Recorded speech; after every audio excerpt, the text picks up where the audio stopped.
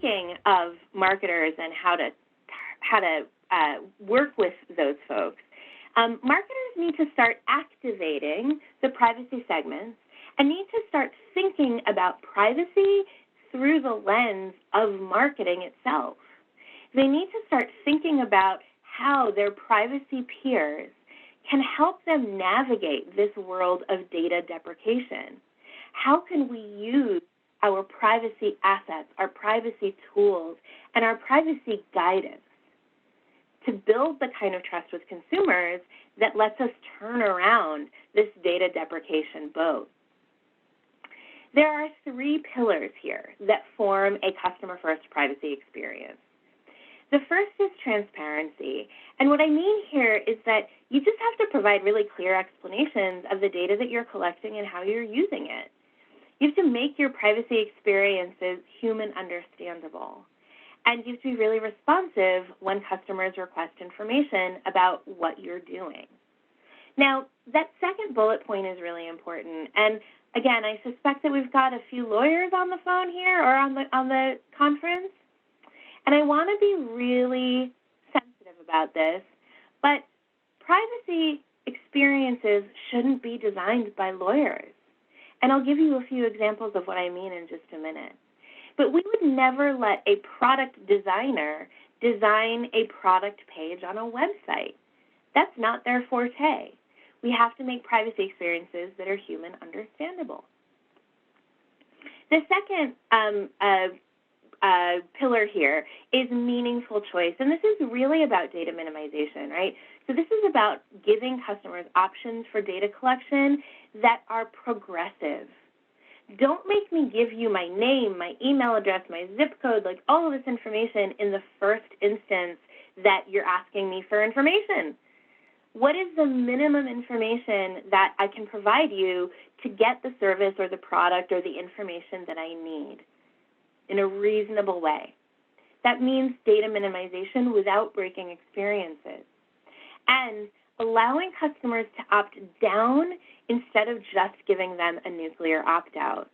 Customers don't always want to get rid of our brands entirely, but we are often over-marketing to them, whether that's retargeting in a display sense, retargeting in email, or just email in general or mobile notifications. And finally, the third pillar is around a fair value exchange. And remember, a fair value exchange has a different meaning for different customers depending on their privacy persona and depending on their relationship with your brand. You have to ensure that that trade-off of data to value is balanced and fair based on what the customer expects. And you have to pass the reasonable expectation test with every new use of data. Now, your marketers are not doing this today. They have huge data assets, tons of first-party data.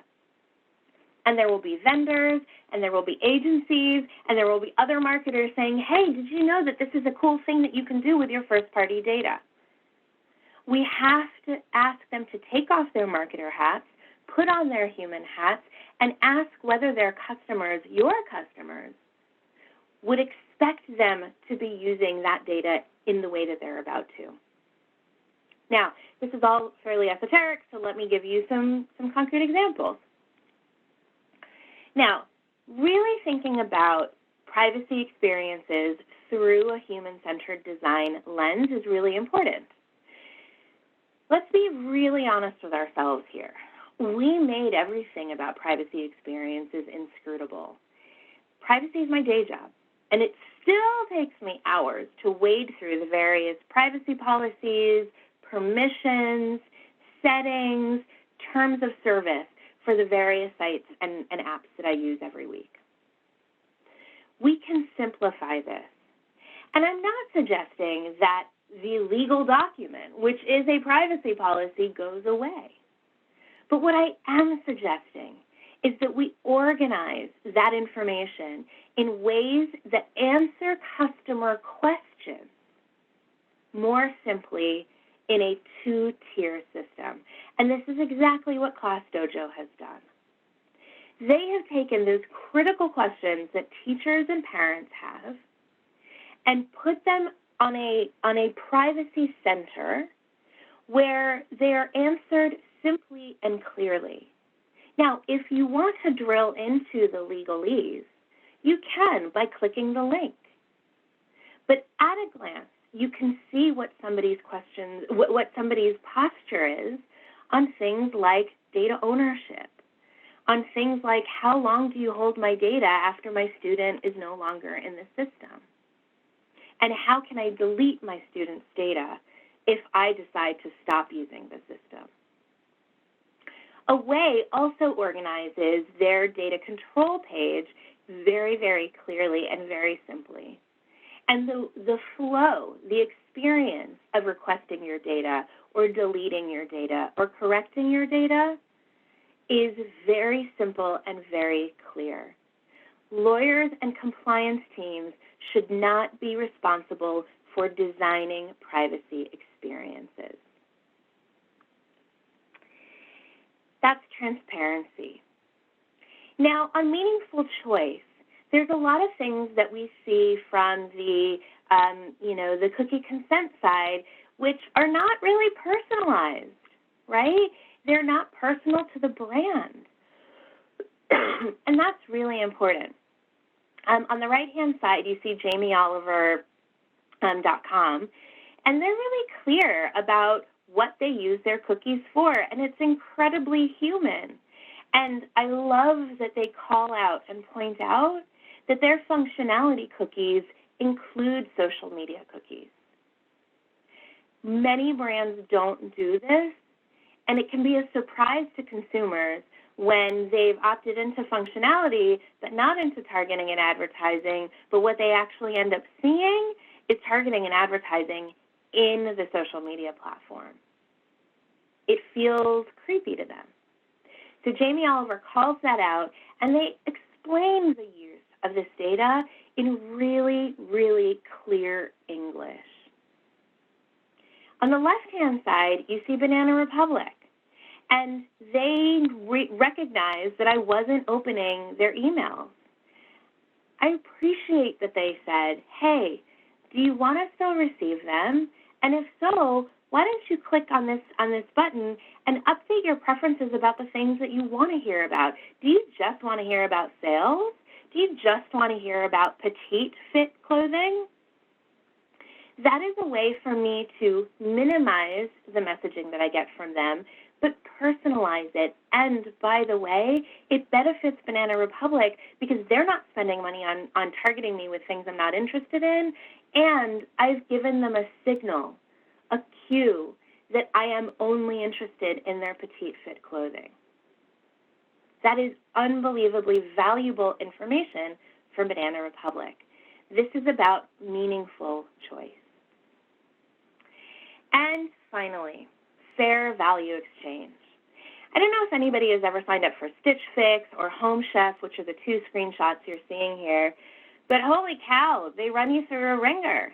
They ask you all kinds of questions. In the Stitch Fix case, about your fit and your height and what kind of body type you have and what kind of shaped clothing you like. And then they actually let you refine the results when you're searching for product on the basis of people like me. So there is a real value exchange for all of those questions that I spent time answering.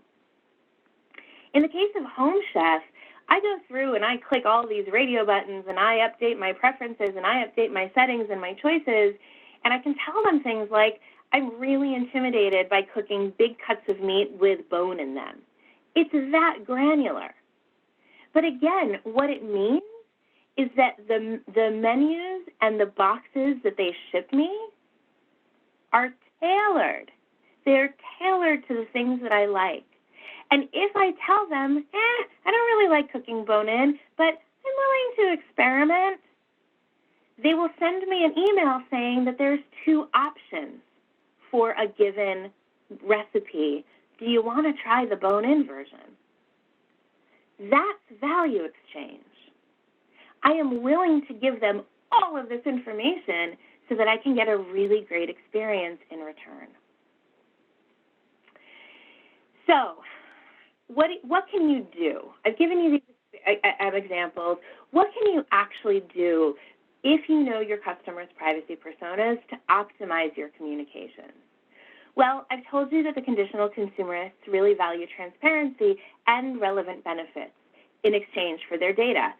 But remember that they will check in on you over time. They want to make sure that you're not using their data in a way that they don't expect. They want to make sure that there's a way for them to opt out if they don't like the way that you're using their data. And if they decide to stop using your service, they want the ability to close an account and say goodbye. Reckless rebels won't always stay that way. So communicate in the channels where they are, especially those younger reckless rebels, to build trust over time. And those reckless rebels that are just resigned to the genie having left the bottle, well, you've still got to build trust with them. They're still more loyal to the brands that they actually think are going to be trustworthy. The data-savvy digitals, those are the folks that demand really meaningful choices and really easy opt-outs. And you've got to respect their privacy signals.